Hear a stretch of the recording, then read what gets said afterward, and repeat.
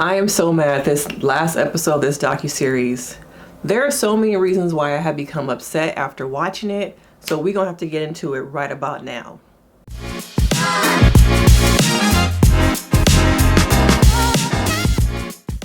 If you're new here, make sure you like, subscribe. I'm Denise, Brady. I'm a licensed marriage and family therapist, and we can get into some things. And today, the thing we're gonna get into is Quiet on Set, episode 5. Now, this episode was quite problematic to me, and I don't know if anyone's talking about it.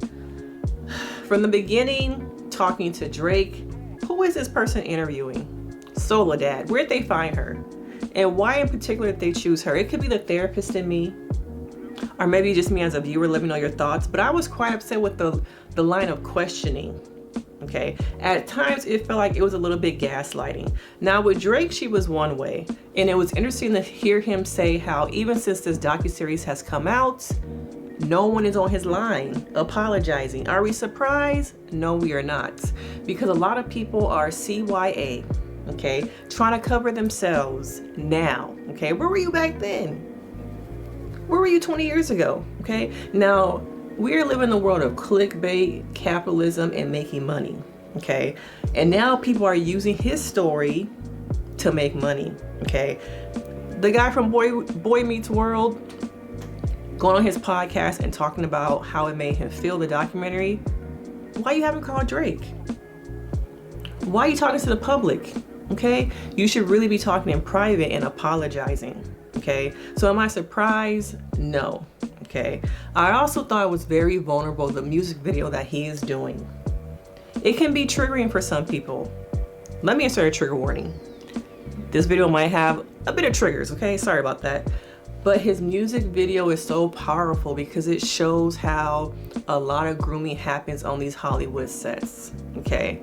So that part of the docuseries, hearing him talk more about the things he went through, how he's still struggling with, his father's still struggling with feelings and guilt. Now let's talk about that a little bit, because a lot of people are blaming the parents, okay? You have to think that some of these groomers are very calculated, very covert, and they will gaslight you, gaslight your parents, people around you, to make you think like, oh, maybe it's in my head, maybe that's not inappropriate. And that's what happened.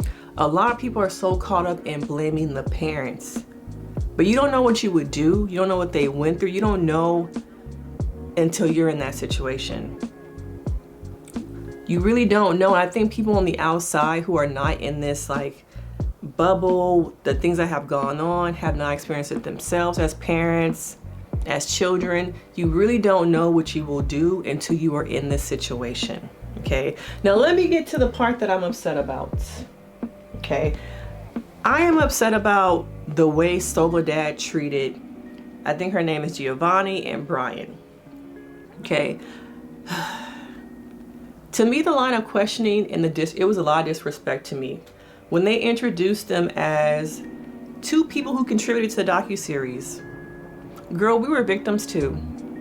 Maybe we were not touched, maybe we were not in the sense that you were thinking it like that, but we were victimized by this person too. Our careers, our livelihoods, our families were broken apart. But instead, they're just contributors to the docuseries. That was outright disrespectful for me. And then the line of questioning, it just felt like she knew the answers, but she was gonna walk them down this road that actually perpetuated trauma to me, was re-triggering. So it was very upset to watch her just kind of passively ask questions. Well, have you talked to Dad? You know that already. It just felt more and more like there was a level of disrespect and kind of like I don't want to say their trauma was weaponized, but it just felt uncomfortable. I don't feel like she asked them or treated them the same way as she treated Drake. Okay. Now the one part that really was like, I saw it happening, which was really good, was between Brian and his mother. You saw some healing there. And if nothing comes out of this docuseries, outside of Drake finding his own healing and some people finding their voice, you saw a healing between a mother and a son. They sat there and they watched that documentary, and each of them had that aha moment of when our relationship fell apart. They got to see it on camera. And for the first time in years, there's a text sent between both of them. Okay, and that was just so like, oh man, as a therapist, you're watching healing happen. You're getting to see it. Okay, now it was also great to see how the cast, 3 of them, came together. I can't remember what the last guy's name was.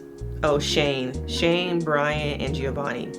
Them having just a moment together. But really, I was upset.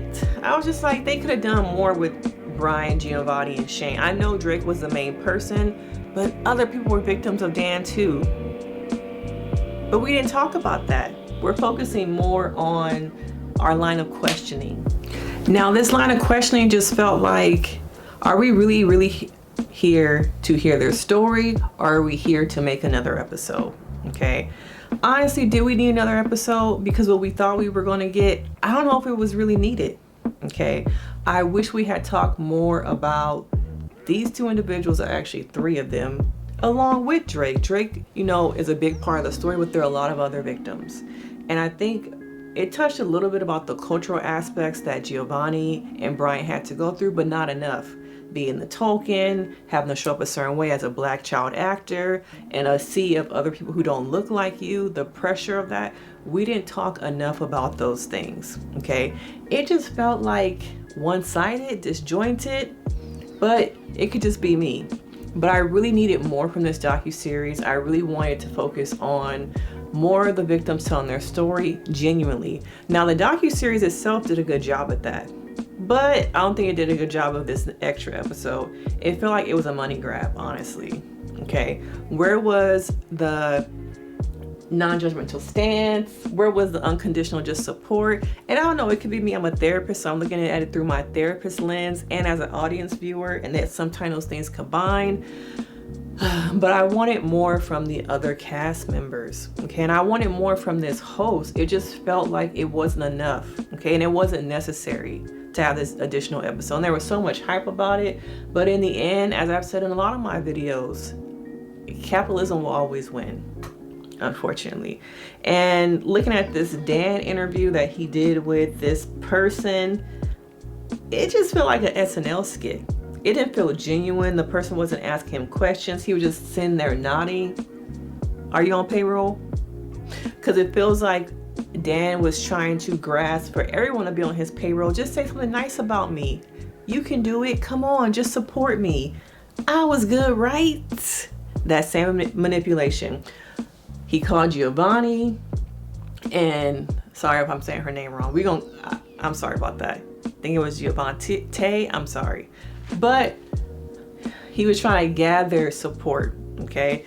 I like how they called out the people who were on the side of Brian during the trial, some of these celebrities, okay? I wish they had talked more about that. They gave us a little bit of a taste. And based off the 2 people that they show who were involved in the support, now they have regrets. What was I thinking? I just wanted to sit there and die. Okay, now you got caught. Now you're in the limelight. But because of where those people are in their careers, I don't really think there'll be really any repercussions. No one is, clocking for these people anymore. Okay, so I would hope that there would have been more about that. But I also wanted to be more about the victims. So I guess I'm just kind of caught in between wanting to hear more about their stories, but want to expose Hollywood. And I'm wondering, this is season 1 of Quiet on Set. What's next?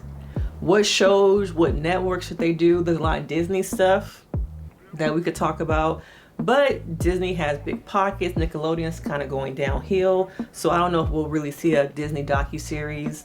And a lot of those child actors are now adults still working with Disney, so will we really see those stories? But was this episode necessary?